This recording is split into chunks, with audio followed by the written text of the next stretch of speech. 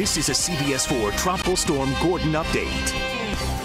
Meteorologist Dave Warren here at CBS 4 Weather Control, tracking the latest here, and real-time Doppler shows exactly what we're still dealing with here across South Florida. Close-up view shows that the center of the storm is just moving off the Gulf Coast near Marco Island.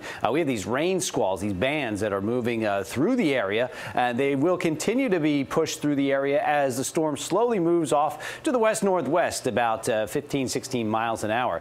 That's center of the storm just off the coast of Marco Island. Very strong wind there, tropical storm force winds there impacting the area. We have these squalls that continue to develop, and they are kind of working their way down the Keys. They're getting through Marathon, Big Pine Key, eventually Key West. The overall line continues to slide to the west through the area. We've had some very heavy rain amounts in southern Miami-Dade around Homestead. Flooding a big concern there. Over 5 inches of rain already, and the rain continuing to come down.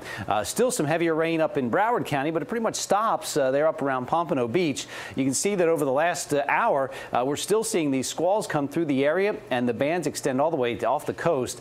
So we'll still see a few more hours of these very heavy rain squalls with wind gusts, damaging wind gusts, as well as more rain added to what's already come down. 2 o'clock advisory, 50-mile-an-hour winds now. It is just about 15 miles west-southwest of Marco Island, Florida. Moving west-northwest about 15 miles an hour, 16 specifically there with this advisory. So it will continue to move across the Gulf and again impacting the area around Louisiana, Mississippi, and Alabama, where we have tropical storm watches and warnings already in effect.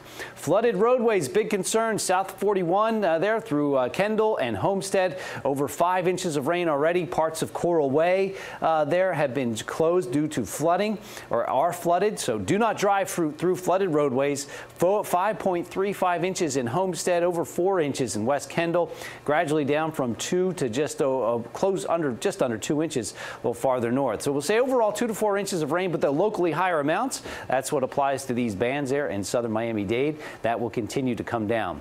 Gusts near 30 miles an hour being reported up and down the coast. That's creating rough surf, rip currents, and a small craft advisory. Rain squalls continue with more flooding, especially to the south. Gusts in and around these rain squalls over 40 miles an hour. This will continue, but begin to improve later this afternoon. We'll have continued updates here on CBS 4 plus the complete forecast today, starting at 5.